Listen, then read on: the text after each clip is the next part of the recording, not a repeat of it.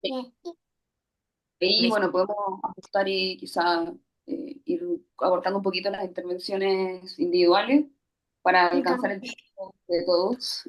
Perdón, no llegué a escuchar si alguno tiene restricción horaria, ¿no? Sí, Yo tengo ahí que salir a las 40. Y 40, 7 y 40, o sea, 7 y 40 de Argentina. Exacto. Perfecto, dale, sí, vamos a hacerlas quizás de 12 minutos en vez de 15, así llegamos todos a que puedan intercambiar bien y después vamos a que puedan comentar las intervenciones del resto de los panelistas y las preguntas que Ámbar traiga de los mensajes de la sesión. Así que, bueno, Ámbar, cuando quieras.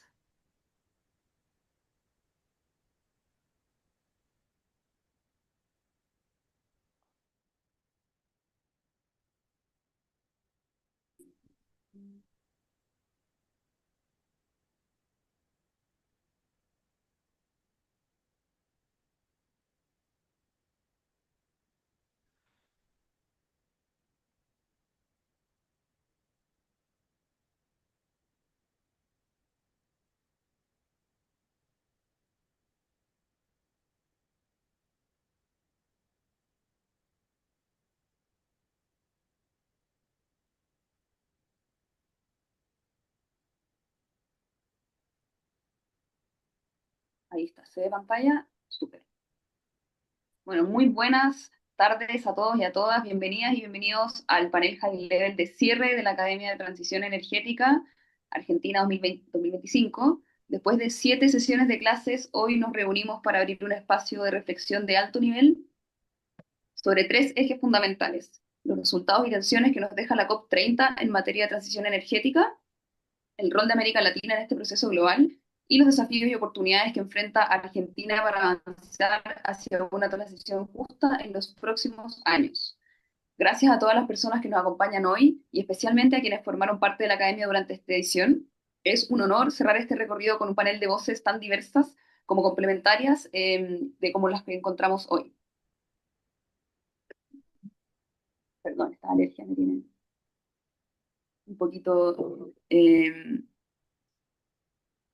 adorada. ¿Qué concepto? Me gustaría que respondieran esta pregunta en el chat rapidito para avanzar y no dejarlos esperando ya después de este retraso. Cuéntenme qué concepto creen que define mejor la década que viene para nuestra región, si es riesgo, oportunidad o reinventarnos. ¿Con qué se quedan para empezar este panel y ahí para también ir abriendo un poco el debate sobre lo que queremos hablar hoy? Déjenlo en el chat. Mientras van dejando eso en el chat, obviamente agradecer a todas nuestras alianzas que hicieron esto posible y dejarle un par de recordatorios de que pueden dejar sus preguntas en el chat, en la sección de preguntas de Zoom también. Estas van a ser leídas al final de este diálogo, en la parte de diálogo cruzado. Primero van a haber un par de preguntas individualmente para cada panelista y finalmente va a haber un diálogo cruzado en el que voy a poder ahí resolver un par de sus dudas. Recordarles que las clases están en YouTube, quedan grabadas y obviamente invitados a participar, a compartir sus reflexiones en el chat y a seguir al tanto de todas las notificaciones y las novedades que tenemos desde la TAMLab. Bueno, ya, en esta ocasión quería presentarles, nos acompañan hoy 4 referentes con miradas estratégicas sobre energía, cambio climático y desarrollo. Primero tenemos a Soledad Aguilar, directora de la Maestría en Derecho y Economía de Cambio Climático de Flaxo, quien también participó como docente, si bien recuerdan, durante la academia en la clase de transmisión de energía. Así que, bueno, bienvenida, Sole. Por parte de nuestros coorganizadores tenemos a Benja Carvajal, director general de 1.5, activista climático y especialista en transiciones justas. También contamos con Ángel Cárdenas, director de proyectos de infraestructura para la región sur, en CAP, con amplia experiencia en financiamiento y desarrollo de infraestructura sostenible. Y por último, nos acompaña hoy Daniel Sánchez, especialista de país del NDC Partnership para América Latina y el Caribe, responsable de coordinar el apoyo y el desarrollo de las NDC en 6 países, incluida Argentina en todo esto. Cuenta con una amplia experiencia en financiamiento climático y transición justa. Así que bueno, ahora también los dejo en manos de Cami Herrero, de la TAMLab, quien va a dialogar con nuestros panelistas y va a guiar esta conversación. Así que bueno, gracias a todos por estar acá. Bienvenidos a panelistas estudiantes y vamos a comenzar. Cami, te dejo el espacio.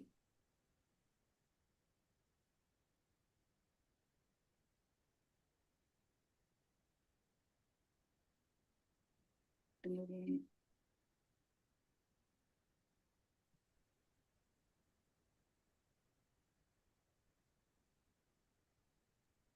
Ahí va. No me dejaba reactivar el audio, perdón. Bueno, muchas gracias, Ámbar. Muchas gracias a todos. Es la verdad un placer estar acá compartiendo eh, con ustedes y con los panelistas que tenemos hoy para cerrar la academia. Yo soy Cami Herrero, soy la coordinadora de investigación aplicada del laboratorio. Eh, y bueno, la idea es que podamos conversar un poco con los panelistas y después tener un poco de intercambio entre ellos, entre lo que puedan conversar y ir eh, relevando las preguntas del chat. Así que mientras los panelistas van hablando, si tienen alguna pregunta para hacer, les pido que la dejen en el chat y las vamos a ir recolectando para hacerlas hacia el final de la sesión. Bueno, primero vamos a empezar con Sole Aguilar. Muchas gracias por estar acá, Sole. Para abrir un poco esta conversación, queríamos aprovechar un poco tu mirada integral sobre política climática y regulación. Y te queríamos preguntar en este cierre de año cómo evalúas el estado de la transición energética en Argentina, cuáles dirías que son hoy los avances más significativos y al mismo tiempo los principales cuellos de botella que el país necesita destrabar para encaminarse a una transición justa y sostenida. Y si podemos proyectar un poco para adelante, qué elementos como de gobernanza, planificación y marco jurídico deberían fortalecerse para que Argentina pueda acelerar la transición en los próximos años. Es una pregunta un poco amplia, pero sé que la vas a poder encaminar. Así que te dejo la palabra, Sole. Gracias, Cami. Hola a todos. Un placer verlos otra vez y que nos acompañen ya en este fin de año. Em, que hayan completado toda la oferta de formación que hicimos en conjunto con las organizaciones que están participando en este evento. La verdad que fue para todos un esfuerzo grande, pero muy gratificante ver la respuesta de parte de todos ustedes. Y yendo a la pregunta que me hace Cami, a ver, siempre podemos empezar por mirar el vaso medio lleno o medio vacío, ¿no? Entonces, vamos a empezar por lo positivo, ¿no? Porque realmente para los que trabajamos en los temas ambientales, este ha sido un año en general muy duro. Entonces, también está bueno reflexionar sobre esto que es una maratón, no es una carrera de 100 metros llanos, ¿no? Entonces, en el ámbito de esta maratón, del cambio hacia una estructura productiva y económica descarbonizada, que es lo que tenemos que lograr, ¿cuál sería nuestro objetivo de mediano plazo? Más allá, después podemos discutir los objetivos del Acuerdo de París, a quién le toca primero, segundo, tercero. Digamos, eso es toda una discusión que existe, cómo distribuir responsabilidades, pero si lo podemos decir a grandes rasgos, lo que tendríamos que pensar es que hacia mediados del siglo, hacia 2050, tendríamos que tener una matriz 100% no fósil. ¿Y por qué digo no fósil? Ustedes ahora ya hicieron la academia, así que ya lo entienden. Eh, Porque si nos interesa resolver el tema de cambio climático, nos tenemos que enfocar en aquellas fuentes de energía que no generan gases de efecto invernadero. Entonces, cuando decimos 100% no fósil, estamos incluyendo, a alguno le puede gustar más o le puede gustar menos, pero estamos incluyendo a las grandes hidro y a nuclear, a la energía nuclear. Además de las renovables de la ley, ¿no? Que llamamos las renovables. Entonces, ¿vaso medio lleno o medio vacío? Estamos hoy en Argentina al 50% de energía no fósil. O sea, estamos a la mitad del camino. No está tan mal y de hecho está mucho mejor que la mayoría de los países del mundo y que la mayoría de los países del G20, que son aquellos que más emisiones generan. Entonces, en términos comparativos, estamos mejor y estamos bien encaminados. Obviamente esto hay que continuar profundizándolo, tendríamos que pasar a un 70-30 en la próxima década como para llegar a un 100% en el 2050. Em, Segundo punto. Entonces, esta era la matriz general que tenemos que llegar a 100% no fósil. Para lograrlo, tenemos que, obviamente, incrementar la penetración de las energías renovables, llamamos ahora ya las de la ley, ¿no? Em, Nosotros tenemos una ley que vence este año que ponía un objetivo de llegar al 20% de renovables, que cuando se sancionó la ley era un objetivo súper ambicioso y yo recuerdo perfectamente las discusiones donde decían que eso era imposible de cumplir. Bueno, la realidad es que se cumplió. Hoy estamos en el 20. Si no estamos en el 20, estamos en el 19,5, o sea, estamos en términos prácticos, logramos el objetivo de esa ley. Entonces, bueno, esa ley termina este año. Obviamente, habría que seguir con este esfuerzo, pero la realidad es que en las renovables de la ley, que son las renovables más difíciles, más caras, llamémosla, eh, hemos logrado los objetivos que nos propusimos en el tiempo que nos lo habíamos propuesto. Y después tenemos otro indicador que es bastante interesante, que es cómo está creciendo la energía distribuida, que es una energía que no es la más conveniente en términos de precio, pero sí es la que uno puede controlar desde su casa, que es cuando uno se pone un panel solar en su casa o en su comunidad, se hace una generación comunitaria. La, Hoy en día la energía distribuida en Argentina eh, está subiendo un 6% mensual, lo cual significa a grandes rasgos que se duplica año a año la cantidad de generación distribuida. Nosotros tenemos un objetivo en la ley de energía distribuida de llegar a los 1000 megas para 2030. Si seguimos esta tendencia que ha sido sostenida en los últimos 3 años de subir un 6% mensual, llegamos a cumplir los 1000 megas para 2030. Entonces, esas son como las tres buenas noticias, que son cuestiones bastante estructurales de cómo está desarrollándose el mercado de la energía digamos, la matriz de energía eléctrica en Argentina, em, lo cual es una parte muy importante de la historia y está mostrando que el cambio es resiliente a los embates que pueden venir de la política en el sentido de que este tema no les interesa, que no están de acuerdo, que si pueden lo echan para atrás, pero en la práctica está siendo resiliente el mercado porque la demanda está y porque los precios están en el lugar correcto donde hoy en día ya es más económico generar energía renovable nueva que nuevo, bueno, carbón ni hablar, o gas.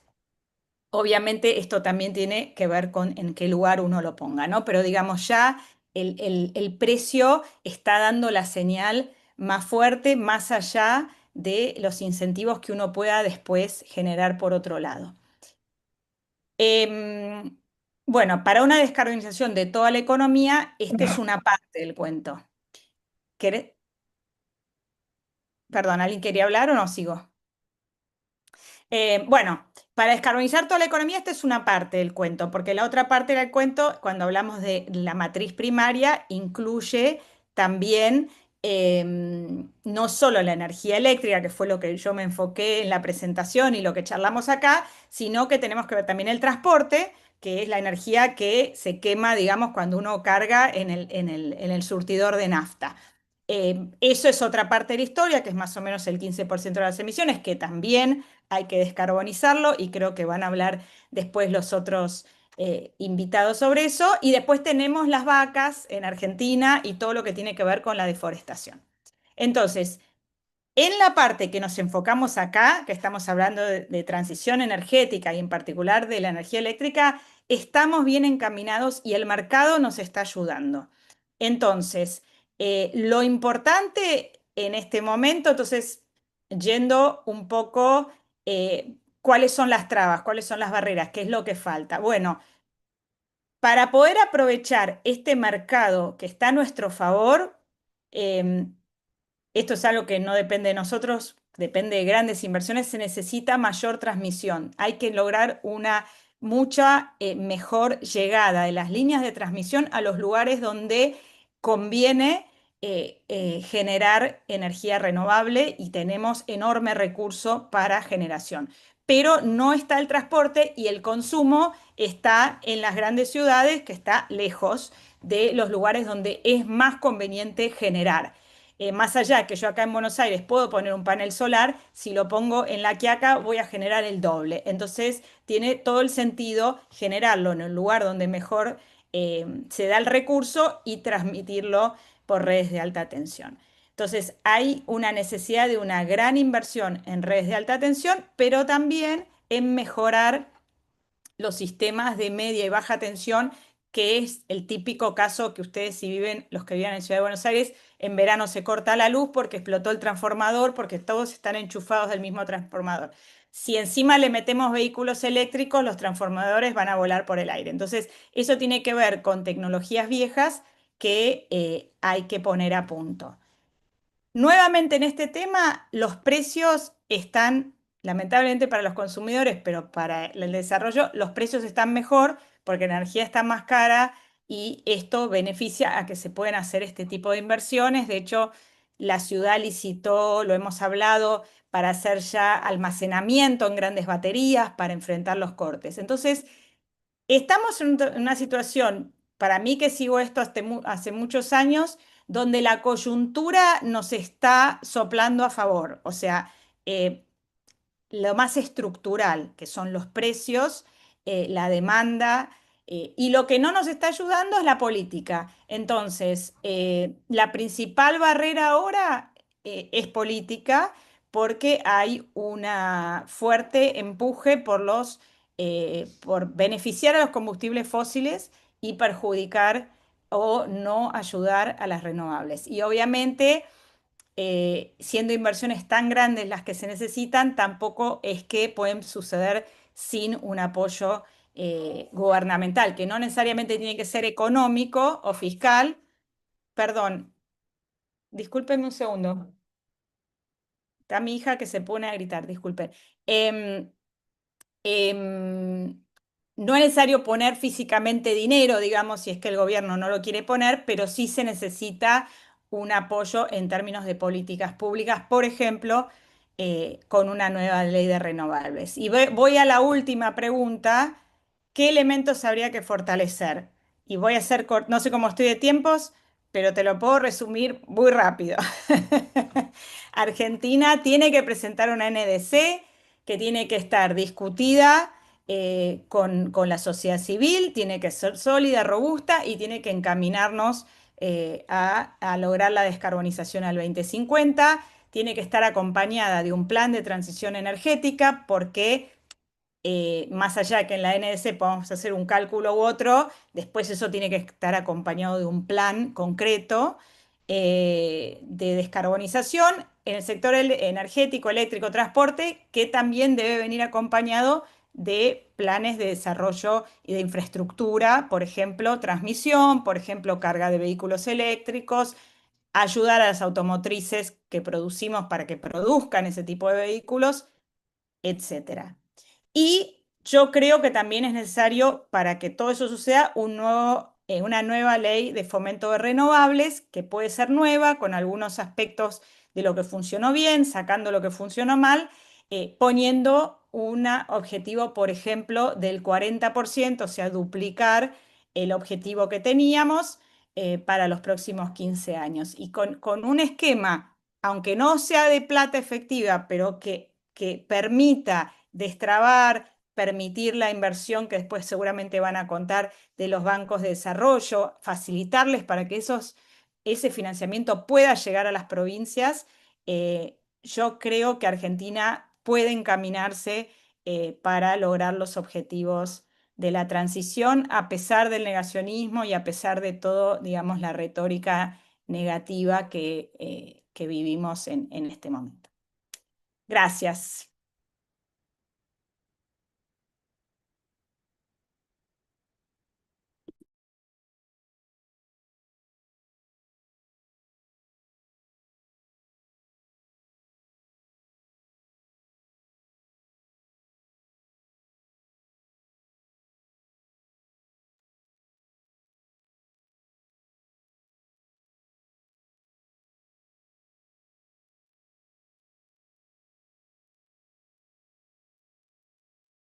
No, Cami, todavía no te escuchamos.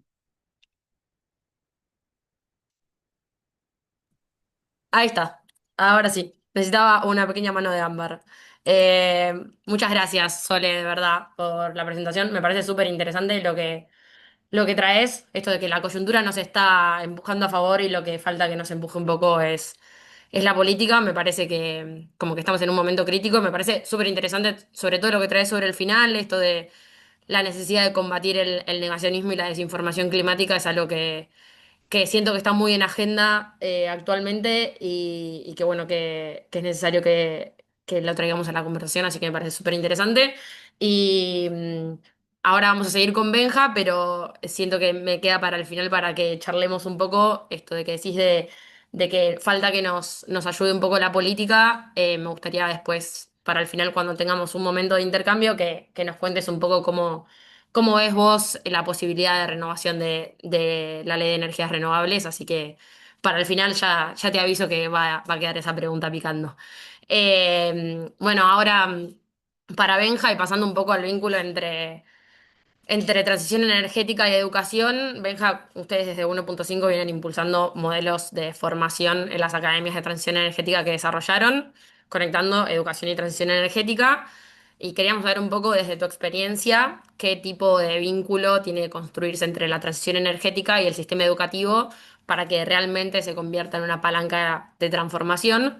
Y en esa línea, ¿qué aprendizajes les dejaron las academias que implementaron en Chile y a nivel regional y cómo esas experiencias pueden ayudarnos a impulsar cambios reales en cómo formamos capacidades y movilizamos a las generaciones en torno a la transición?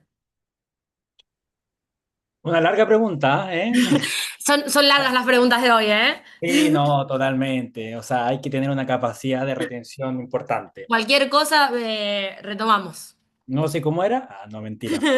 Oye, mira, qué bonito es vernos nuevamente. Estuvimos, de hecho, en la sesión de inicio, en la sesión inaugural, y hoy día ya 2 de diciembre, estamos en la sesión de cierre. Y qué bonito ver cómo este proceso va avanzando. De hecho, mientras voy respondiendo, les voy a pedir a quienes nos están escuchando, a los 167 participantes, que me ayuden a responder esta pregunta. A lo mejor a ver si respondemos de manera colectiva. ¿Por qué es importante o por qué hoy día, 2 de diciembre, a las 6:43 de la tarde, hora Argentina, están dentro, estuvieron en esta clase y han estado en las otras clases? O sea, ¿por qué es importante este tipo de instancias de capacitación? Les devuelvo esa pregunta también a los mismos estudiantes, porque ya me imagino que venimos de 7 sesiones donde han podido ver diferentes tipos de contenido. Así que ahí les pido ayuda a ver si me colaboran respondiendo esa pregunta. Pero por mientras, va respondiendo la gente por el chat y ojalá es que me den una mano. Voy respondiendo también a lo que voy yo o lo que he visto en este tipo de procesos. La Academia de Transición Energética es una iniciativa que partió en el año 2022, de hecho, en su primera versión, que fue en Chile.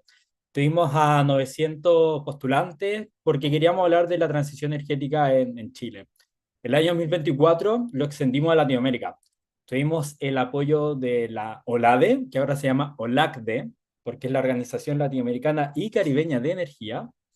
Tuvimos el apoyo de CAF. De hecho, estábamos con NDC Partnership, SU for All y la Agencia Internacional de Energía. Y de hecho, este año pasó que a principio de año nos juntamos con Federico y con Sofía, que son cofundadores de la DAM Lab, y yo les dije, chiquillos, necesitamos una Academia de Transición Energética Argentina. Sí o sí. Y lo intenté de convencer. Le dije, por favor, hagamos una Academia de Transición Energética. Porque la verdad es que en Latinoamérica, después de haber hecho nuestra academia regional, nos dimos cuenta que la situación en Argentina es muy distinta a lo mejor en Chile, en Brasil, en Ecuador, en Centroamérica, en México, etcétera. Y que si bien a veces no intentan de medir como ya, por ejemplo, Argentina tiene el 0,76% de las emisiones a nivel global y que tiene que transitar a una matriz energética mucho más limpia, la realidad es distinta. Porque si vemos y si le hacemos un pequeño zoom, de hecho, al consumo primario de Argentina, vemos que el gas tiene un protagonismo importante. ¿Pero por qué? Porque tenemos yacimientos como Vaca Muerta, que Vaca Muerta no existe en otros países de la región. Tenemos una realidad distinta también en Argentina. Entonces, el tener este tipo de iniciativas que permitan abordar la transición energética de un país también nos permite ver que la transición energética, si bien se puede medir exitosamente en cuántos megawatts tenemos de energía renovable, también se va avanzando con qué tanta la gente, qué tanto la población va entendiendo los beneficios, ¿ya? Y de hecho, después de esta tercera versión de esta instancia que es de formación de capacidades, me he podido dar cuenta que uno de los cuellos botellas que tenemos, uno, porque digo varios, en la transición energética, si bien existe el normativo, existe el financiero, existe el regulatorio, pero también existe eh, la formación de capacidades, ¿ya? Y a esto voy con el talento, con la gestión, con cómo también la gente va entendiendo la transición energética. Y pasa que justamente esta materia o este tema, que es la energía, es un tema sumamente técnico. Yo, para que sepan, soy ingeniero energético, ingeniero mecánico en energía, de hecho, y realicé un magíster en estos temas. Estuve trabajando, de hecho, como cerca de un poco más de un año en la Agencia Internacional de Energía, y vengo, si bien del sector técnico, a veces también me cuesta entender cosas de la energía, incluso cuando es parte de mi día a día.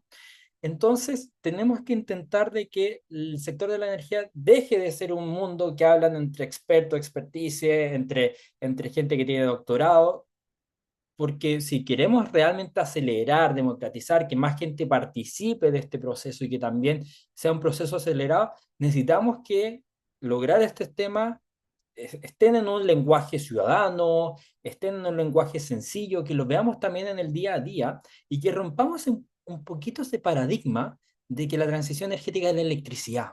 Pues no, es mucho más allá que eso. Es la eficiencia energética, es el transporte, es la industria, es la cuenta de electricidad que pagamos o el subsidio que el Estado nos está poniendo también a los consumos. Es la nafta, es la calefacción, es el calentar el agua, es el cargar nuestro celular, cargar nuestro computador. Eso es la energía. Al fin y al cabo, la energía un poco es lo que le da vida al mundo que hoy día vivimos.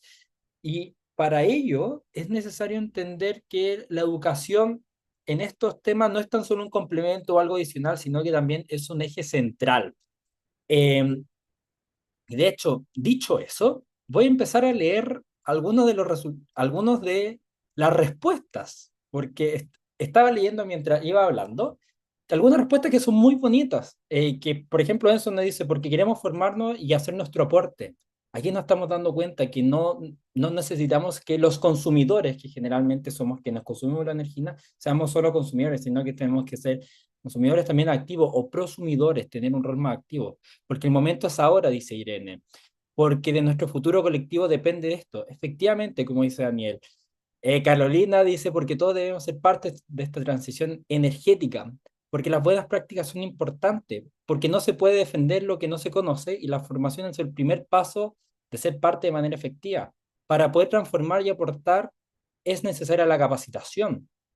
Diego dice, para volvernos actores activos en los procesos en transición, porque nos interesa el cambio en la materia energética, porque debemos ser parte y hacer el aporte para sumar con nuestro granito de arena.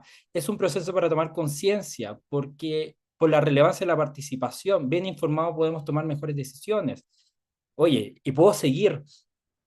Y aquí nos damos cuenta de la misma respuesta de usted, o sea, este tipo de iniciativas que tuvimos 900 el año 2022, el 3600 el año 2024, hoy día en el año 2025 tuvimos cerca de 2000 en Argentina. Son iniciativas que nos muestran que es necesario que estos temas los vayamos hablando y vayamos también analizando. Y con esto voy cerrando. En Chile, si muy bien saben, por ejemplo, nosotros estamos en un proceso de elecciones presidenciales. Y no es secreto que hoy día los principales temas de la ciudadanía o las preocupaciones de la ciudadanía, ¿cuáles son? Son tres, yo los resumo. Seguridad, empleo y migración. Y eso tanto para la izquierda como para la derecha. Esa era la primera tema agenda. Y nosotros que somos un think tank que quiere impulsar la transición energética, el cambio climático, nos propusimos un desafío. Dijimos, ya chiquillos, estos son las preocupaciones de las candidaturas y estas son las preocupaciones de la ciudadanía. Nuestro desafío no fue como tan solo posicionar la transición energética y el cambio climático como temas relevantes, sino que dijimos, mira, estas dos agendas también aportan a la creación de empleo, al desarrollo de la economía de un país y, ¿por qué no?, a la seguridad, porque si tenemos barrios más iluminados, nos sentimos más seguros. Entonces lo que empezamos a hacer es que todo esto, en que empezamos a utilizar una narrativa que esta agenda de transición energética aporta al país, resuelve preocupaciones y también resuelve diferentes problemas de la ciudadanía del día a día. Resuelve bajar la cuenta de electricidad, bajar los gastos de una familia en combustible, por ejemplo, si es que vamos avanzando. Entonces, aquí un desafío y una reflexión también importante es cómo vamos logrando o cómo vamos trabajando para que la transición energética también se convierta en una agenda de beneficios del día a día de las personas, del bolsillo, no una agenda de quienes queremos solamente reducir las emisiones, sino que más allá de eso, reduzcamos las emisiones, pero también significa un beneficio directo a las familias, a las comunidades, al bolsillo, a esas familias que no están pensando qué va a pasar en los componentes climáticos en 20, en 50 años más, sino que están preocupados de cómo voy a llegar a fin de mes, cómo voy a llegar al próximo mes. Si logramos traducir los beneficios de la transición energética en beneficios del día a día de las personas, esta lucha ya lo ganamos. Se lo doy por garantizado. ¿Cómo lo hacemos? Es la gran pregunta y es el gran desafío que hoy día vamos a tener y ustedes están trabajando en un proyecto final. Váyanse con ese desafío, con esa tarea y con esa tarea. ¿Cómo logramos que los beneficios de la transición energética también se vuelvan beneficios y un consenso social para la Argentina de hoy día y la de mañana?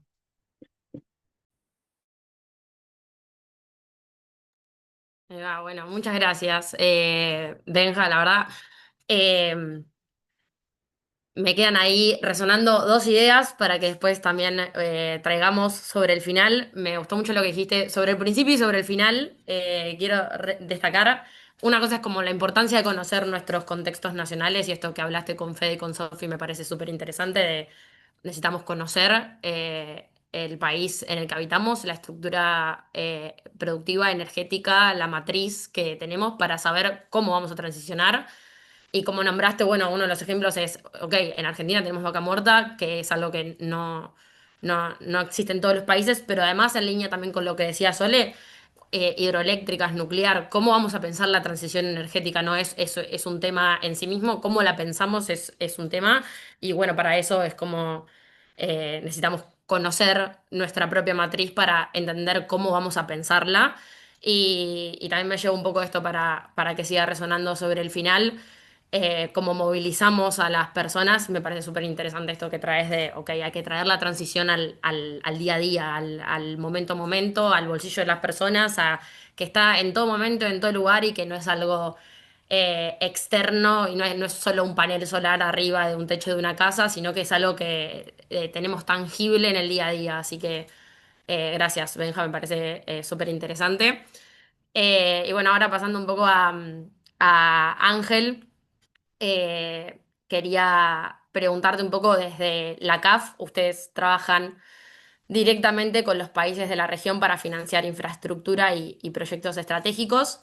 ¿Qué herramientas concretas ofrece hoy la CAF para acompañar a países como los nuestros en este doble desafío de avanzar en la transición energética y al mismo tiempo impulsar desarrollo productivo, inclusión y creación de empleo?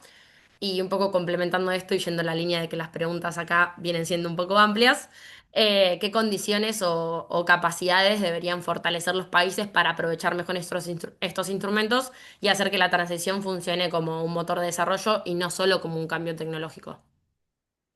Muchísimas gracias y buenas tardes o ya buenas noches. Creo que de ese lado para todas y todos. A ver, la pregunta amplia, pero lo bueno de ir ya tercero y después de dos muy buenas presentaciones anteriores es que uno puede construir sobre ella.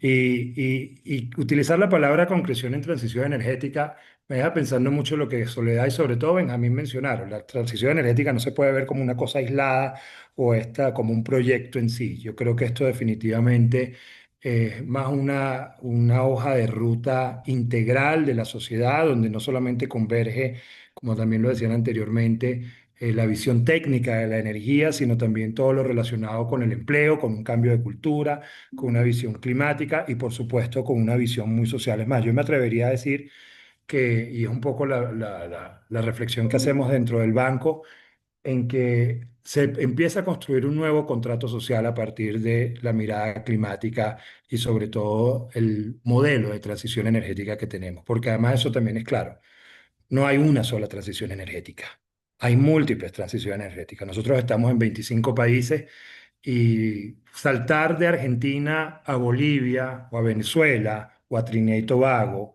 o a Chile es completamente diferente y son diferentes los niveles de capacidad y los instrumentos que puedan hacer. Y eso me da pie probablemente para la pregunta. Y creo que hay uno muy puro y duro crediticio, ¿verdad? Que es todo lo relacionado con el financiamiento verde, todo lo que es la movilización de estos recursos blandos o lo que se llama mucho el blended finance para justamente impulsar tanto por el lado de la oferta y la demanda proyectos que de alguna manera sean necesarios y ahí creo que el objetivo inicial es crear ese mercado, ¿no? O sea, porque además esto pasa por una concepción que no es solamente una iniciativa pública, sino que tiene que venir acompañada también del sector privado, con una sociedad, con unos cuerpos sociales siendo custodios de que se haga de manera correcta, de nuevo por esa idea de ese contrato social. Entonces ahí vemos todo lo que es esta inteligencia financiera verde, las líneas verdes, fondos verdes para el clima, los KEF de este mundo, y hay a lo mejor un resultado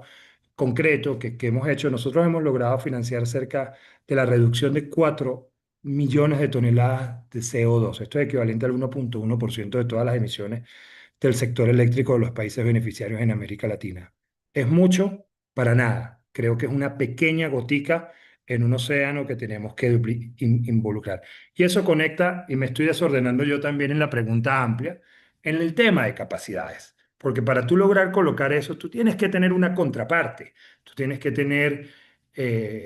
yo soy economista de profesión, ese es mi defecto, pero con lo cual voy a tratar de no hablar muy en esos términos. El sujeto de crédito tiene que tener capacidad, tiene que tener carácter, pero sobre todo tiene que tener capacidad de ejecución de los proyectos. Siempre hay esta máxima que se dice en América Latina, no es falta de recursos, sino falta de buenos proyectos. A mí a veces lo que más me da miedo es que haya malos proyectos y se utilicen los recursos en eso. Entonces tenemos que tener muy buenos proyectos y ahí vamos a poder movilizar estos recursos. Entonces, de nuevo, capacidad del sujeto de crédito que te logre implementar. Y esto mucho del lado crediticio. Pero también, y creo que Benjamín lo mencionaba, justamente cuando tú tratas de desarrollar un tejido de que te pueda hacer capacidad, a ratos a mí me da miedo utilizar esta palabra nos la pedimos prestada de transformación digital, pero esta alfabetización energética de alguna manera, necesitamos tener un tejido, un ecosistema que pueda desarrollar proyectos. Antes de entrar en la clase, creo que era con Soledad que hablábamos del gran desafío que había representado para Argentina en el año 2015, todo lo que fue el Fondo de Garantía de Desarrollo de Energía Renovable y todo lo relacionado con el programa Renovar. Y una anécdota, pero que puede ilustrar bien lo que puede pasar. Llegamos los tres bancos, el Banco Mundial, el BID y CAF. Y además de una manera miope tengo que ser, esto se está grabando y se está transmitiendo, así que me hago cargo de eso, solamente hablando de recursos financieros. ¿Saben cuál era el gran desafío que tenía Argentina en ese momento? Dos, no tenía financieros que hayan hecho project finance en muchos años porque habían migrado a otras latitudes donde se estaban haciendo ese financiero, pero sobre todo había un mayor desafío, que eran ingenieros especialistas en energía que pudieran hacer por dos razones. Uno, porque en la década de los 90, como a mí me explicaban cuando viví en Argentina, muchos de este sector se desreguló y de alguna manera la carrera de pregrado de ingeniería eléctrica disminuyó y entonces tenías una brecha generacional, ingenieros muy buenos, muy grandes, que no se podían jubilar, me lo decían, porque no había renovación, y los que sí se habían logrado formar estaban en Chile o en Uruguay, donde sí había habido un proceso importante de energías renovables. Entonces, lo siguiente en esta capacidad no es solamente de lo financiero, es que tengas capacidad técnica. De nuevo, en el otro tema de capacidad, y aquí yo creo que es el desafío mayor que nos encontramos, es la visión de Estado alrededor de la energía y la transición energética. Hay muy buenos ejemplos, Uruguay lo hizo muy bien con su visión en el año 2007, de alguna manera repensándose y yendo a las renovables. Hoy probablemente le va a tocar repensarse otra vez y ver cómo compite una empresa como ANCAP versus UTE, donde una provee electricidad y la otra es la que provee el combustible, y es como una segunda derivada, pero la visión de la política pública es un factor fundamental para que esta apuesta de la transición energética se da.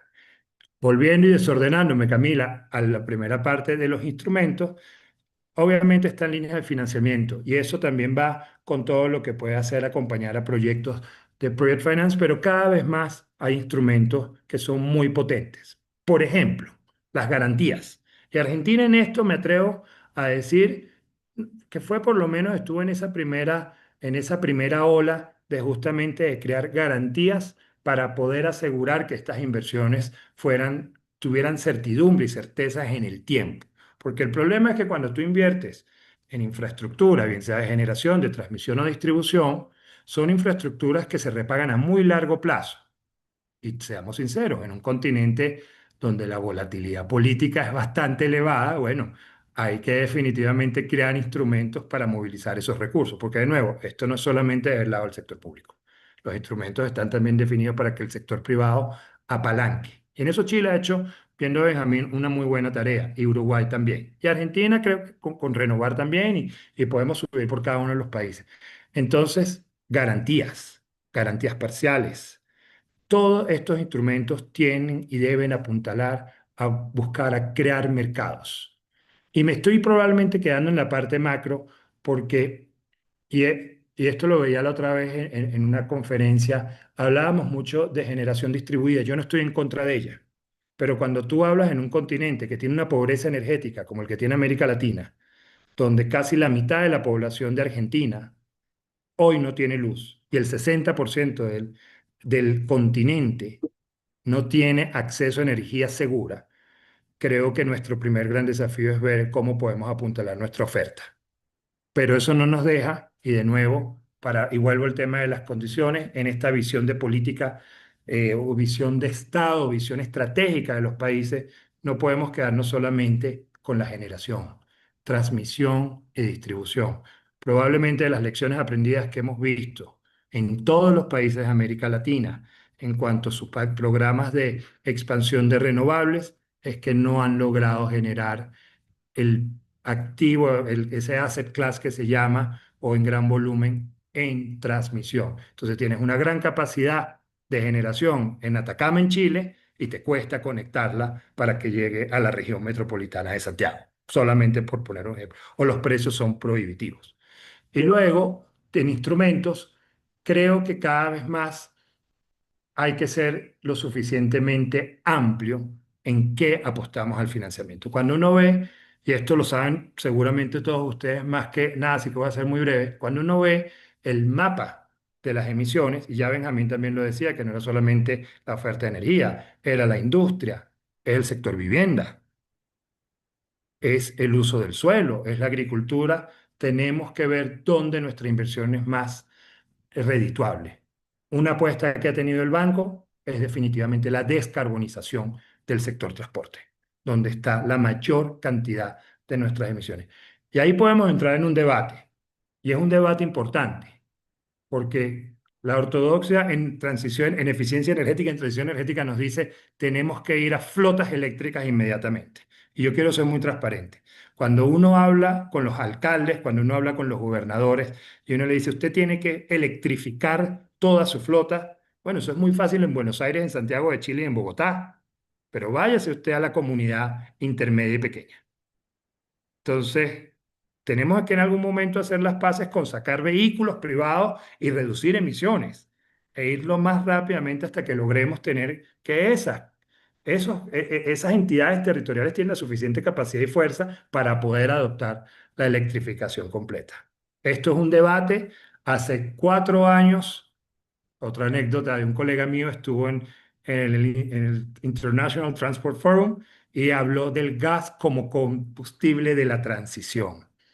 Lo querían asesinar en las redes sociales. Tuvo que pasar Ucrania y Rusia para que la Unión Europea se voltee y diga, bueno, si es de bajas emisiones, sí puede ser que sea el de la transición.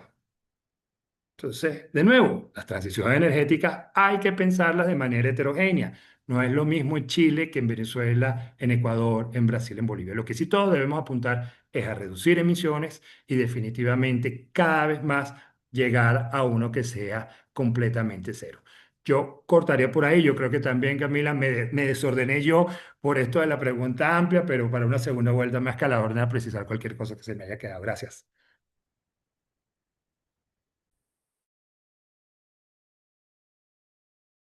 Ahí está.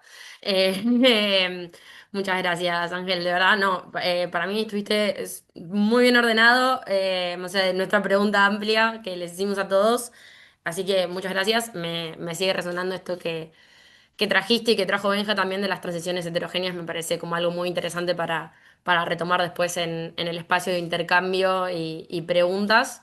Y bueno, también esto que trajiste al principio, ¿no? Sobre las capacidades que tienen que desarrollar los sujetos de crédito para poder implementar de manera efectiva el financiamiento verde.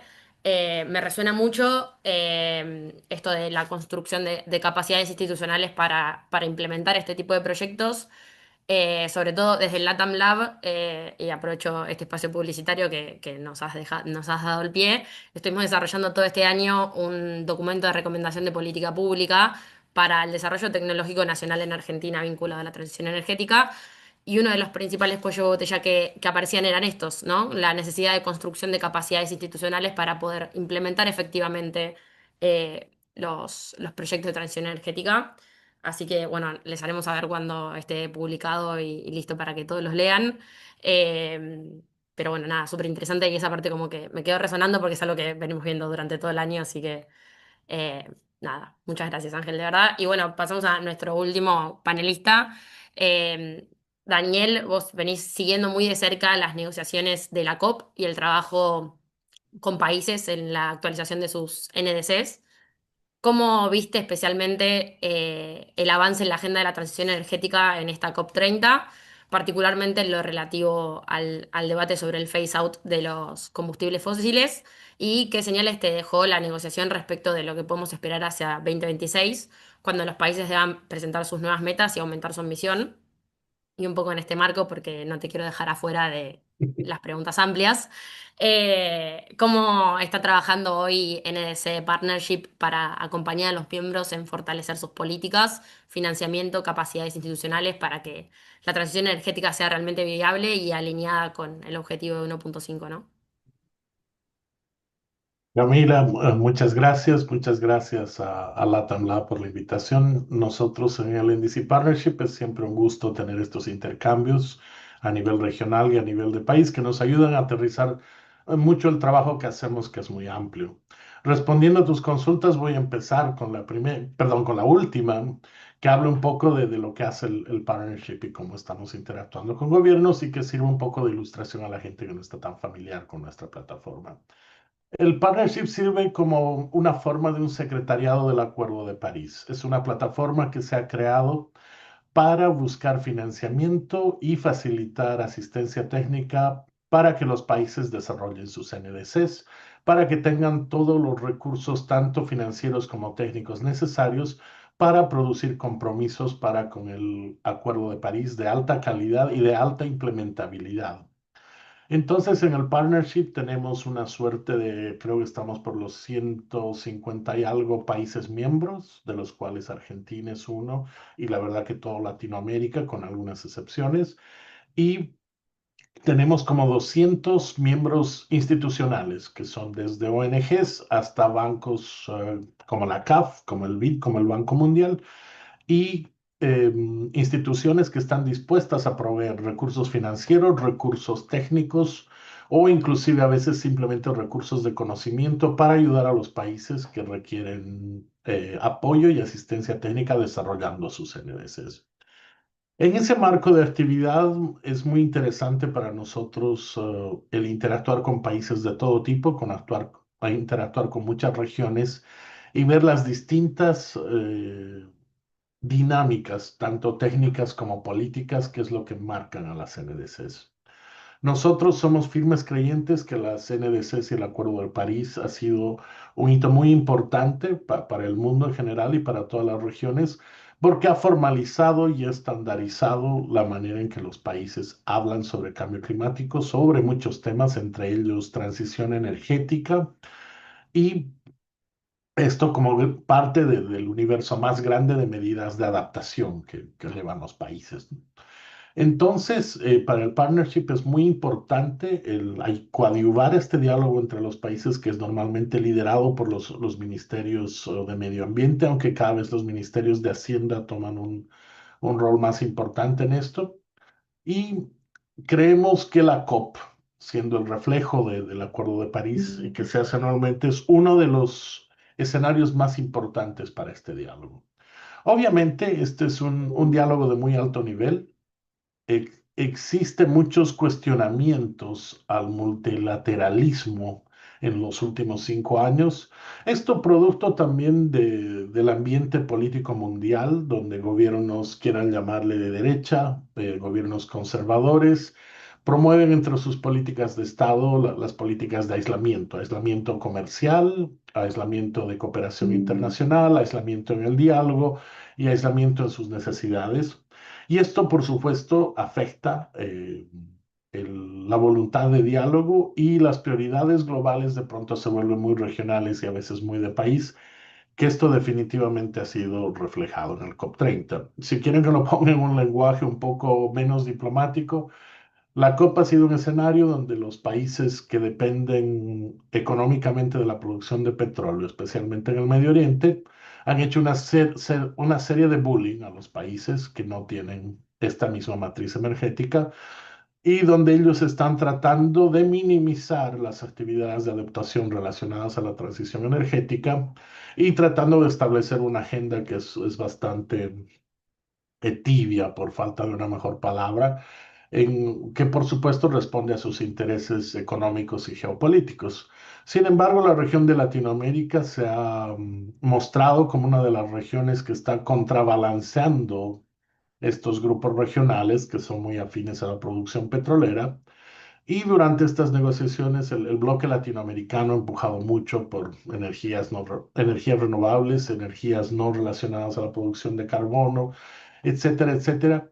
Y me parece una instancia muy interesante porque hablamos de lo que al principio proponían Cami y Amar de poner cuáles son, con qué adjetivo calificarían este escenario y definitivamente es el de oportunidad. Ahora no podemos negar que esta ola de conservatismo en el mundo no va a afectar a nuestra región, por supuesto lo está haciendo. Los últimos procesos electorales en todos los países, incluido Estados Unidos, donde yo resido y donde ha marcado una muy fuerte tendencia contra la comunidad internacional en relación a los temas de cambio climático y transición energética, y más regionalmente, las recientes elecciones en Bolivia, en Chile, están marcando una tendencia que van a ser difícil tratar estos temas, van a ser difícil el crear la voluntad política y creo que la región va a pasar un proceso muy similar al que ha pasado Argentina en los 2 últimos años, donde los temas de cambio climático se han puesto por lo menos en un segundo y hasta tercer plano de la política pública, pero con la imposibilidad de desaparecerlos, de no considerarlos. Los temas de cambio climático, de adaptación, de mitigación, siempre ya están como parte de la política pública y no importa el rango o visibilidad que se les dé, son instancias que en estas negociaciones mundiales no se pueden ignorar. Argentina para mí es un gran ejemplo porque a pesar del tono político muy fuerte relacionado a estos temas, también Argentina ha trabajado bastante estos 2 últimos años elaborando su nueva NDC y está al borde de presentarla. El esfuerzo que ha hecho lo que era antes un ministerio, que ahora es una dirección, para hacer consultas a nivel subnacional y crear mecanismos de coordinación para que esta NDC sea lo más representativa posible y sea lo más consultada con los sectores, ha sido algo muy digno de destacar, creo yo. Creo que todavía queda en deuda la consulta con la sociedad civil, que Yo creo que es el siguiente paso que van a tomar, donde yo recomiendo a todos ser muy activos, pero por lo menos en la parte de transición energética, Argentina siempre ha estado, por lo menos en papel, y como escuchábamos en la presentación de Soledad, en resultados muy bien posicionada y representando muy bien a la región. No les puedo dar números y grandes detalles de qué viene en la NDC de Argentina, pero debo decirles que se basa mucho en la NDC anterior, donde los pilares son transición a energías renovables, eficiencia energética, eh, el gas natural como un combustible de transición, como una fuente de transición, salta bastante y una mejor distribución y generación, mucha eficiencia en la distribución y generación, que no es solo un tema exclusivo de Argentina, pero creo que es un tema que pega muy fuerte en Argentina porque es un tema que se siente mucho en Buenos Aires en los meses de verano, el tema de generación y distribución. Por lo menos en las próximas 2 décadas va a ser un tema constante que no se va a resolver fácilmente. También entre uno de los pilares era el desarrollo de eh, infraestructura hidroeléctrica y nuclear, que en Argentina creo que son temas mucho más afines al ambiente y contexto político actual, porque son temas muy pesados en inversión, intensivos en capital, que es un poco más un ambiente de diálogo un poquito más fértil que simplemente el ambiente de transición energética. Y en la anterior NDC también algo que se va a mantener es el pilar de desarrollar una cadena de valor de hidrógeno dentro del país como una fuente más de producción energética alternativa. Yo creo que Argentina está muy bien posicionada, tanto en la región como en el mundo, en tanto el marco regulatorio, en sus compromisos, sus políticas públicas y los avances que han realizado, pero veo algunos desafíos hacia adelante. Creo que Argentina necesita fortalecer mucho sus sistemas de monitoreo y recolección de datos en cuanto a transición energética. Y Argentina, Brasil y México tienen un desafío particular en la región al hacer esto, porque realmente el grueso de las actividades de monitoreo y de evaluación se hace a nivel subnacional, no se hace a nivel federal, a nivel nación. Entonces, la coordinación a nivel subnacional tiene que ser muy buena. Creo que Argentina tiene los mecanismos, pero son mecanismos muy frágiles y muy sensibles al contexto político del momento, del contexto. También creo que Argentina necesita reforzar su gobernabilidad climática a nivel federal, a nivel nación, como está ocurriendo en muchos países. Bolivia, mi país natal, acaba de sufrir esto. Se está quitando mucho capital político y mucha capacidad de generar diálogo técnico a las instancias que rigen la política pública climática, llamemos de ministerios de ambiente, y se los está reduciendo, simplemente para dar un mensaje de frugalidad, un mensaje de ahorro, un mensaje de eficiencia a nivel gobierno, que en la práctica, siendo Argentina uno de los primeros países que lo ha visto, vemos que no genera ninguna eficiencia fiscal o financiera significativa que resuelva problemas fiscales de un país, y más bien corta una pierna muy importante de reactivación económica y de diálogo sobre temas energéticos, temas de mitigación en otros países que están más expuestos a los desastres naturales, perjudica mucho en el diálogo de adaptación a esto. Esa es una tarea pendiente que obviamente es un tema de muy alto nivel que siempre se trata en la COP, pero es una realidad con la que tenemos que vivir, que el ambiente de la política pública medioambiental, por lo menos en los próximos 5 años, tal vez no va a tener el capital político y la presencia y el perfil que hace. Por ejemplo, siempre me extrañan de Argentina que esta es la segunda COP que a la ya reducida dirección de gestión climática, como se llama, la bajan casi del avión, casi subiendo el avión a la COP y la bajan.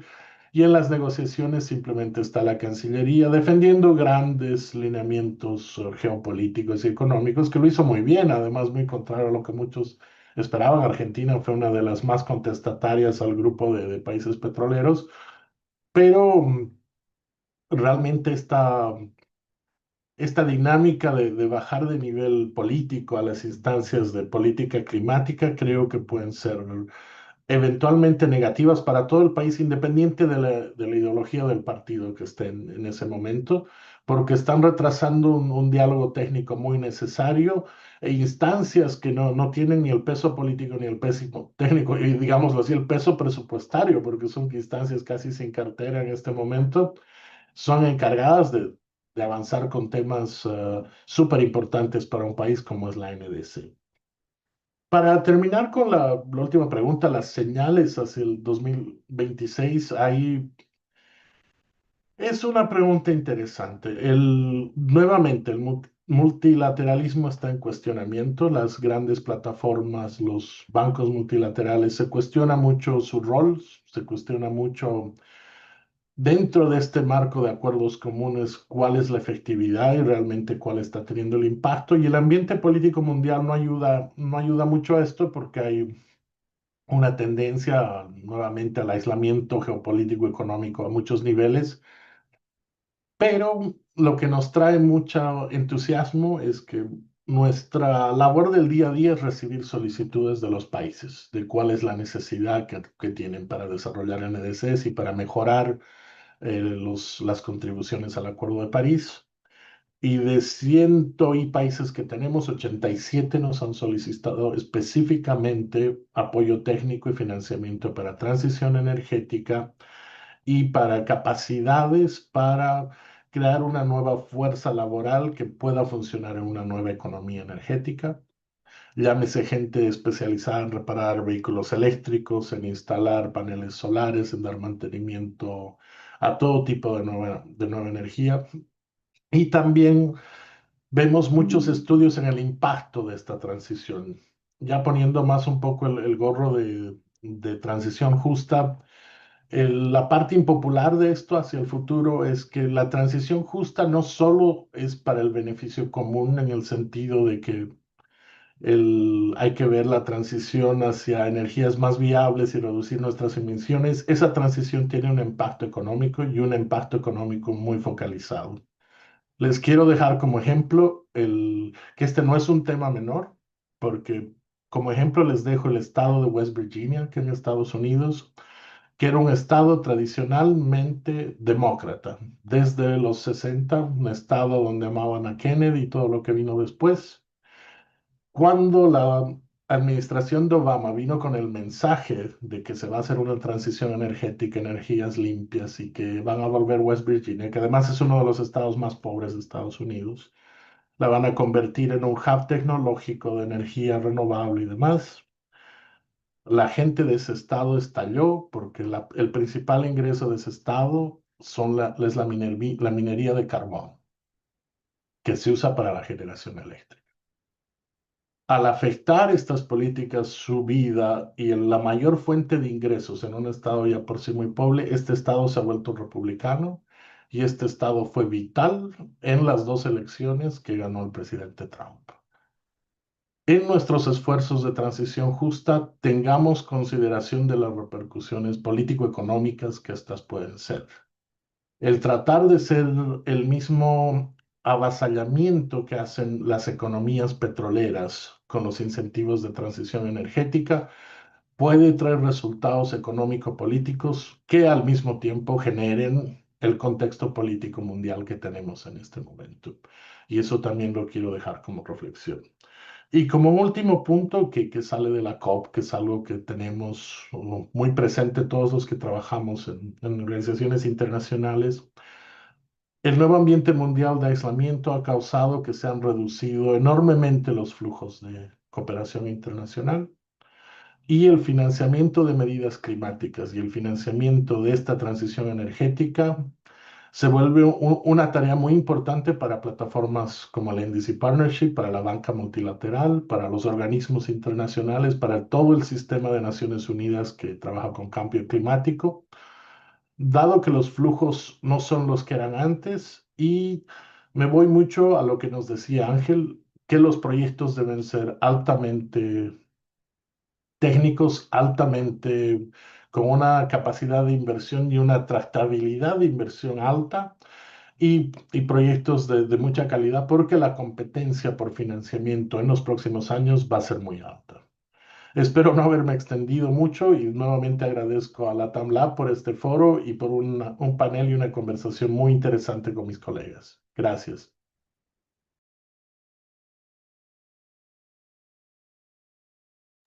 Ahí estamos. Bueno, muchas gracias, Daniel. Realmente, muchas gracias también por la explicación de las negociaciones y las NDC, que muchas veces nos quedan distantes y difíciles en medio de mucho tecnicismo, así que fuiste súper claro. Y bueno, nada, también muy alineado con esto que traía solo al principio sobre ahora tenemos una oportunidad, pero quizás esta tendencia al conservadurismo mundial nos lleva a cuellos de botella que tienen más que ver con decisiones políticas. Y bueno, hay que ver cómo las afrontamos.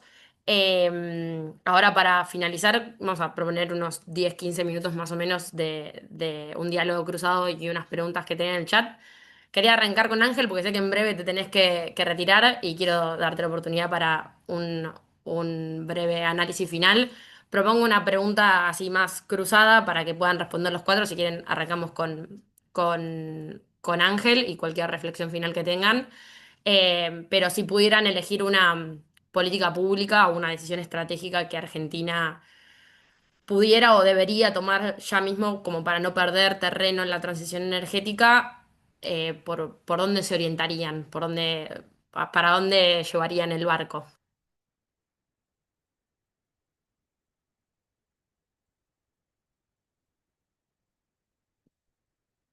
No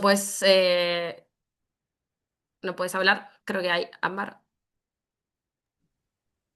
Ahí está, Creo que sí, no me ahí está. dejaban quitar. Wow, a ver, yo creo que voy con la reflexión inicial que Soledad contaba, además que fue un dato muy, muy alentador que la ley se cumplió. Si escuché bien, a Soledad está casi alrededor del 20%.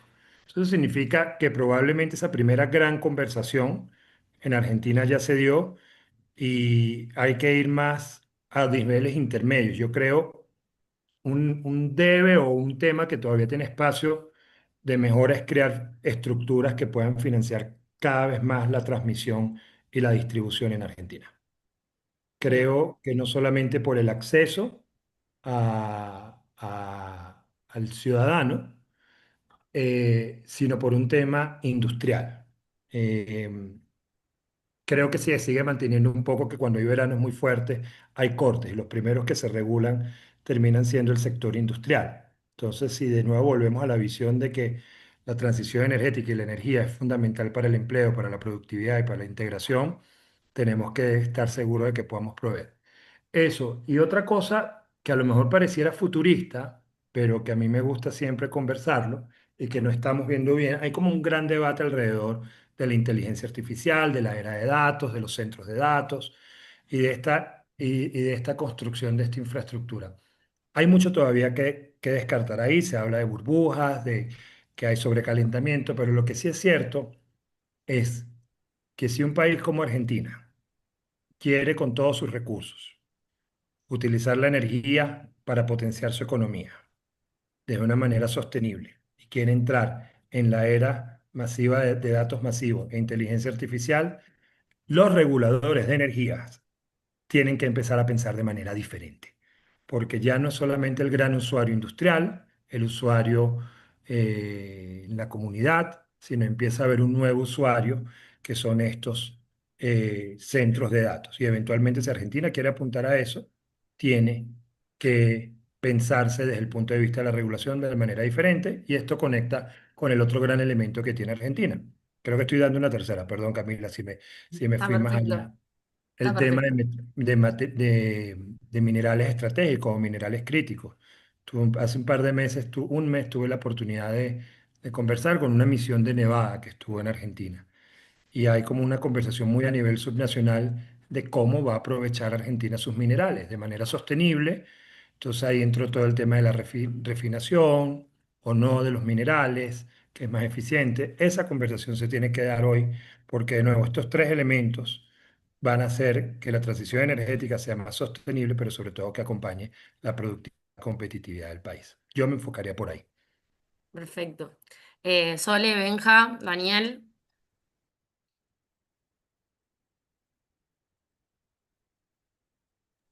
Bueno, súper interesante la discusión. Me podría quedar un gran rato con algunos temas. A ver, algo que me gustaría mencionar, no tengo la solución de qué es lo que hay que hacer, em, pero sí diría por dónde empezar. Em, Coincido totalmente con que Argentina lo que necesita es incorporar la descarbonización en en sus planes de desarrollo económico, energético, industrial. O sea, no puede ser algo que venga empujado desde el sector ambiental.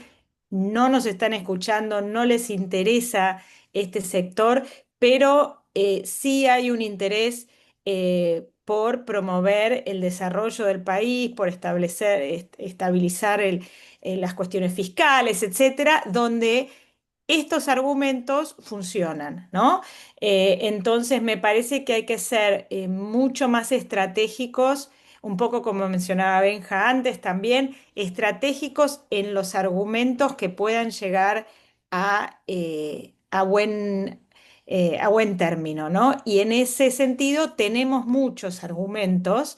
eh, la existencia de recursos, las necesidades justamente de las poblaciones que están en estos lugares, que son algunos lugares más pobres del país, con enorme potencial en la existencia de minerales como el litio, pero obviamente con las dificultades que menciona Daniel de que la transición efectivamente beneficia a los que viven allí y no los termine perjudicando. Entonces, ahí es donde a mí me parece que es el refinamiento de los argumentos es importante, porque ¿qué es lo que pasa? Si nos pasamos de buscar la justicia en la transición, terminamos siendo em, útiles a los que están en contra de la descarbonización y a los combustibles fósiles. ¿Por qué? Porque si, por ejemplo, yo leo notas en la prensa que dicen, sí, buenísimo las renovables, pero ojo que tienen este problema y el otro problema y el otro, y están sobredimensionados los problemas porque no son tan así. Y muchas veces son los mismos problemas de cualquier desarrollo industrial de cualquier tipo, estamos siendo útiles a aquellos que buscan lo contrario. Ahora, por otro lado, como mencionaba Daniel, tampoco se puede uno cerrar los ojos y no ver la coyuntura social que hay alrededor de un recurso, las necesidades sociales y las necesidades ambientales también, de respetar y cuidar el agua, etcétera.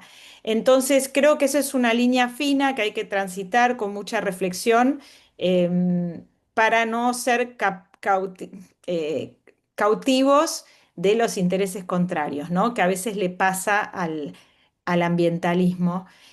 Y como decía antes, buscar el argumento económico, buscar el argumento del beneficio social y tratar de traccionar desde ese lugar, que es un poco eh, lo que mencionaron antes. Y bueno, y seguir empujando también, no desanimarse, buscar los aspectos positivos y empujar por ese lado y esperar que el resto se vaya resolviendo a medida que también la población reflexione, porque la población argentina es una población que cree en el cambio climático y le importa el cambio climático. Entonces, em, no es necesario ir al choque, más vale empujar aquello que puede llegar a buen puerto y esperar que el otro se vaya resolviendo. Esa es un poco mi reflexión. Bien, gracias, Sole. Benja, te vi ahí levantar la mano, después Daniel. Sí, ya. Y te vi Voy a buscar un intentar libro resumir también. ¿Ah? Y te vi buscar un libro también, así que Sí, te veo es que, preparado para esta respuesta.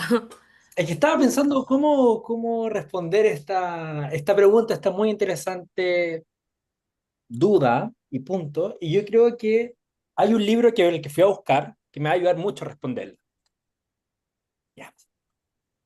Partamos con la premisa de que Argentina y Chile somos hermanos, ya, por favor, ya. Porque quiero citar una experiencia que pasó en Chile. Eh, pasa que Y ojo, y la voy a decir para que seamos inspiración, porque también Argentina tiene muchas cosas buenas que Chile no tiene, como por ejemplo Copas Mundiales, o más Copa América, que Chile no tiene, por ejemplo, de que podríamos inspirarnos. Pero hablando en temas de energía, hablando en temas de energía, les voy a contar un poquito de historia. En el año 2014 iba a asumir el segundo periodo de la presidenta Michelle Bachelet. Y ya tenía destinado el ministro de Energía, Máximo Pacheco, que de hecho fue autor de este libro que está acá, Revolución Energética en Chile, que es un librito, no es de bolsillo, claramente, pero que este libro, ¿y por qué lo fui a buscar? Porque este libro muestra y cuenta un poco la historia de Máximo Pacheco junto con diferentes otros referentes del mundo de la energía en Chile, muestra cómo el año 2014 y el año 2015 fue un punto de inflexión para Chile para volverse referente energético a nivel mundial. Y voy con los datos un poco que respalda esa tesis. Pasa que en el año 2014 estamos viendo una crisis de energía bastante importante y se sabía que venía esta ola de la energía renovable, ¿no?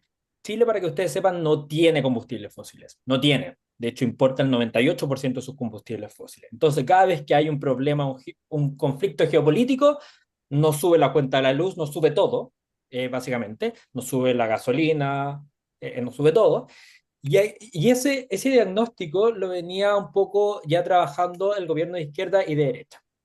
Y pasa que Máximo Pacheco dice, mira, tengo la tarea de ser ministro de Energía por los próximos 4 años. ¿Cómo logro tener una agenda energética, pero en el cual generemos consenso? Y este tipo muy inteligentemente citó a los principales investigadores académicos de las principales universidades, se enfocó que fuesen de diferentes corrientes políticas, de izquierda, de derecha, de centro, y dijo, mira, aquí vamos a hacer una política energética donde busquemos consenso. No me importa lo que pensemos distinto, quiero que pensemos, que nos enfoquemos en lo que queremos para el país. Y se tomó 2 años para crear una política que se llamó la Política Energética Nacional 2050. Básicamente sentó a 200 personas del país, y esto lo validó con diálogos ciudadanos, dijo, ¿cómo vamos a querer la energía del país al año 2050? Y estableció diferentes metas, no tan solo él se denominó ser un maestro de orquesta. Este maestro de orquesta simplemente que decía cuándo tenía que tocar un instrumento, que podía ser un académico, cuándo tocaban los privados, etc. Y esa política energética fue sin duda el punto de inflexión porque estableció diferentes indicadores y metas del Chile que queríamos soñar al 2050. Metas cuantitativas, metas cualitativas y también hacia dónde debíamos apuntar. Y esta política energética que fue de hecho hoy día sirve como ejemplo en las políticas públicas incluso a nivel país, mostró que la agenda energética no tan solo tenía que resolver lo energético, que era pasar de los combustibles a la energía renovables, sino que también lo social. Habló de empleo, habló de economía, que tenía que ser una agenda de inversiones, de crecimiento de país. Entonces mostró que la energía podía ser un motor de crecimiento. Habló de minerales y habló de muchas cosas que permitió al país soñar y soñar con un futuro mejor. Y dijo, mira, todos vamos a ir para allá. Y para ir para allá vamos a necesitar diferentes gobiernos, porque esto estamos diciendo que fue en el año 2015 y la política energética apuntaba hacia el año 2050. Y esa política energética, de hecho, establecía que al año 2025 el 70% de las energías tenían que ser energías renovables, o de la generación eléctrica tenían que ser energías renovables. Y en ese momento estábamos cerca del 20%. De hecho, energía solar y eólica era el 4%, 1.5 gigavatios. Y esa meta, no, perdón, esa meta del 70% lo teníamos que cumplir, miento, al año 2040. Al año 2040 teníamos que pasar del 8 al 70%. Fue tan consensuada esa política energética que no tan solo empujó a más inversiones, a más regulaciones, fue como el corazón, el esqueleto de diferentes otras regulaciones. Fue tan como complementaria y respondía a tanta agenda y era independiente de la izquierda y de la derecha, que avanzó. Y esa meta que teníamos el año 2050 de lograr 70% de energías renovables se le cumplió el año 2024. El año 2024 Chile pasó del 4% al 70%. El 70% de la generación eléctrica es renovable. Pasó de 1.5 gigavatios de energía eólica y solar a 15 gigavatios, es decir, se multiplicó por 10 en 10 años. ¿Y a qué voy con eso? Si la pregunta es, ¿qué política energética sería clave para una Argentina que sueña? Efectivamente sería una planificación energética de largo plazo, donde nos tomemos el tiempo para generar una gobernanza, metas vinculantes, planificación y participación, no tan solo con la gente que está pensando como yo, con mi gobierno a turno, sino que ir efectivamente a los que piensan distinto a mí, cosa que esta política no se caiga. ¿Ya? Esa PEN 2050 de la Política Energética Nacional fue la hoja de ruta que de hecho empujó y dijo, bueno, para allá vamos para allá la sociedad civil, los académicos, los privados, el gobierno, los gobiernos locales, los gobiernos regionales, etcétera, que en este caso en Argentina sería federal. Entonces mi llamado hoy en día sería como a tener esa planificación energética, a lo mejor 2030, 2050 en un marco de 20 años, y que nos tomemos el tiempo de planificar eso y de soñar. Ojo, que soñar para un país no es algo malo, al contrario, tenemos que volver a tener esa capacidad de soñar. Chile ya, o sea, perdón, Argentina tiene uno de los mejores soles y de los mejores vientos del mundo. Sí, y esas son las energías más baratas hoy en día. Entonces, si soñamos en que el costo de la electricidad sea muy bajo y que provenga de la energía solar y eólica, es posible. La eólica la tenemos en el sur, la solar la tenemos en el norte, con Salta, con Córdoba, con Mendoza. Es posible, pero hay que soñarlo por ahí y hay que definir esa hoja de ruta. Y el resto de las regulaciones, las políticas, los financiamientos vienen a complementar ese esqueleto. Son los órganos de ese esqueleto. Y un esqueleto no funciona solo si no tiene órganos, si no tiene articulación, si no tiene sistema nervioso. Pero necesitamos esqueleto para que esta cosa tenga forma y tenga rigidez y se pueda articular entre cada uno de ellos. Y perdón si Bien. utilicé la No, medicina, dale, la dale. Está muy bien. anatomía, pero era Muchas lo que tenía gracias. al alcance. Muchas gracias, Benja. Daniel, también sé que ya en breve te tenés que ir, así que no sé si quieres hacer algún comentario final sobre esta temática. No, estamos muy bien, Camila. Yo me quedo hasta el final. La conversación está muy interesante y me ayuda mucho en esta etapa tan crítica de la formulación de la NDC en Argentina. No, todo lo que dice Benjamín, muy interesante y bueno, y recalcar que Argentina es uno de los países que tiene de los mejores mecanismos de coordinación que yo conozco. Respondiendo a la gran pregunta, esta creo que puede ser la plataforma en la cual hay que apoyarse. Por ejemplo, el COFEMA me parece una instancia de diálogo más allá de lo efectiva que sea o lo que salga. Simplemente la existencia en el contexto político actual de un COFEMA me parece muy importante, por ejemplo. Y me parece que de alguna forma muestra la madurez política y la madurez federal que tiene o que va alcanzando Argentina con los años. Y estas son cosas a reforzar a pesar que en determinados contextos políticos o coyunturas políticas, estos entes se vuelven un poco más simbólicos, se vuelven entes de validación, pero no son entes que deben dejar de existir. En lo que comentaba Benjamín, recalcarles que estos entes han sido, por ejemplo, vitales para la creación de un plan de adaptación nacional en Argentina que justamente tiene esa mirada a 2030, donde la transformación energética es un pilar súper importante, donde el documento habla de una transición hacia energía limpia, eficiente y una matriz energética descentralizada, con énfasis en ahorros energéticos, desarrollo de tecnología y diversificación económica. También estas plataformas han sido muy importantes, por ejemplo, para el desarrollo de LT y LT-LEDs, que son las estrategias a largo plazo de desarrollo sostenible de Argentina, que son estrategias que son sometidas a Naciones Unidas y son compromisos que tienen cada país para con el Acuerdo de París y para con todo el aparato orgánico de Naciones Unidas relacionado al cambio climático, donde se repiten esos mismos pilares y donde el periodo efectivo de estos pilares son del 2020 al 2050. Esa es una parte muy importante, el tener estas plataformas de diálogo técnico, donde ayudan a estandarizar ciertos compromisos, porque si bien las provincias pueden ser también entes políticos muy fuertes, yo vengo trabajando 10 años con Argentina y lo he sentido a todo nivel.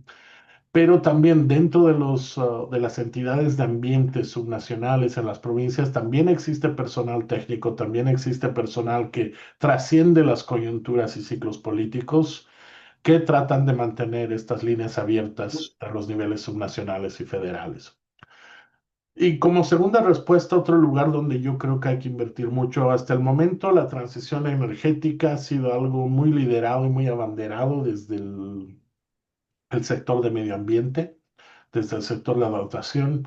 Y como vemos en muchos otros temas relacionados a cambio climático en el partnership, es la hora de volver estos temas multisectoriales, que estén a través de todas las instancias de gobierno y a todos los sectores, tanto económicos, sociales y políticos de un país.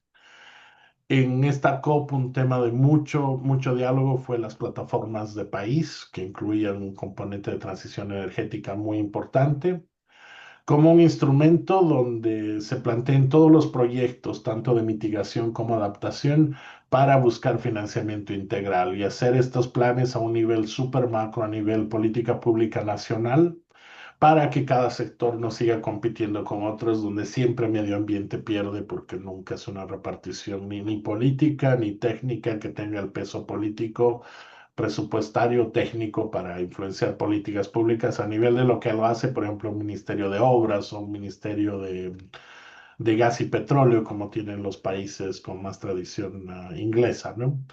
Entonces, en Argentina creo que hay esta oportunidad. Quiero dejar algo en la mente de todos, que es el tema del Ministerio de Hacienda, Ministerio de Economía y Finanzas, como se conoce en otros países. Este es un actor muy importante que cada vez está siendo más relevante en el desarrollo de políticas, especialmente en temas energéticos.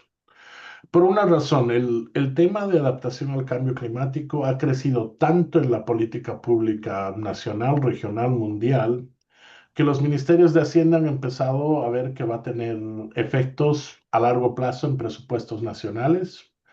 Entonces, ellos quieren ver que no haya duplicidad de esfuerzos, que el Ministerio de Obras, el Ministerio de Energía, el Ministerio de Trabajo y el Ministerio de Ambiente estén pidiendo recursos para cosas parecidas de transición justa, por ejemplo, porque cada ministerio tiene sus propias iniciativas. El Ministerio de Hacienda quiere entender esto, entonces han estado invirtiendo mucho en taxonomía y etiquetado de medidas de transición energética y de cambio climático.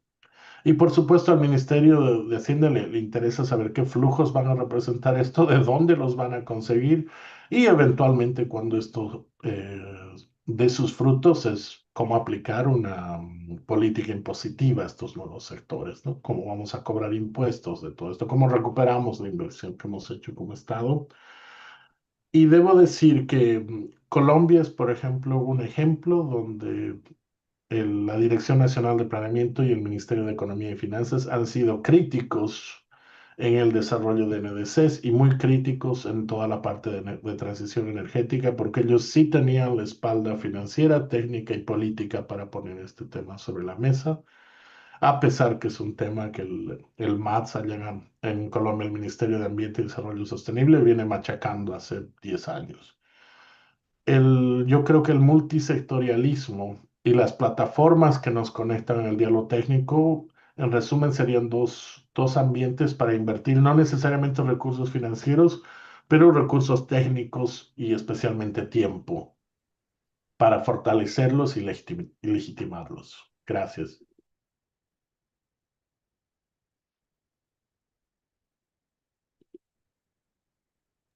Ahí está. Muchas gracias, Daniel, realmente. Bueno, muchas gracias a todos los panelistas que participaron hoy. Fue realmente un placer conversar con ustedes, aportes súper interesantes y súper nutritivos para esta última sesión de la academia. Y bueno, ahora los dejo con Ámbar para que ella pueda hacer el cierre de todo este ciclo. Muchas gracias.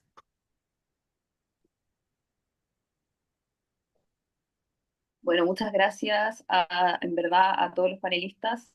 Ángel se tuvo que retirar un poquito antes, pero igual acá le dejamos las gracias por este espacio tan valioso. Como dijo Cami, este panel cierra el ciclo formativo de la Academia de Transición Energética Argentina 2025. Y bueno, a lo largo de estas semanas vimos que la transición energética no es solo un desafío técnico, sino también político, económico, social y obviamente profundamente humano. Por ahí Irene, en un comentario que me envió Cami, mencionaba también sobre que esto también nos acerca a tener ciudades más resilientes al cambio climático. Así que es muy importante tenerlo en cuenta en nuestras vidas, en el día a día. Y bueno, ya están todos acá encaminados a esta transición energética. El interés que tuvieron por inscribirse, por jugársela, por conectarse a cada sesión, por ser parte de los reforzamientos, del proyecto final, de participar de los foros. Así que bueno, desde el LATAM Lab queremos agradecer el esfuerzo, la participación y el compromiso de ustedes, de más de 1.000 estudiantes que formaron parte de esta edición. Los invitamos a seguir construyendo comunidad, a compartir lo aprendido y a seguir impulsando desde donde estén una transición energética más justa en Argentina y América Latina. Les recuerdo también a todos los estudiantes que mañana estaremos enviando el test por correo para cerrar este ciclo y para que puedan obtener sus certificados de esta edición de la academia. Así que muchísimas gracias por acompañarnos, gracias Benja, gracias Sole, gracias Daniel, vamos a estar en contacto ahí y bueno, que tengan una muy buena semana a todos. Chao, chao. Muchas gracias.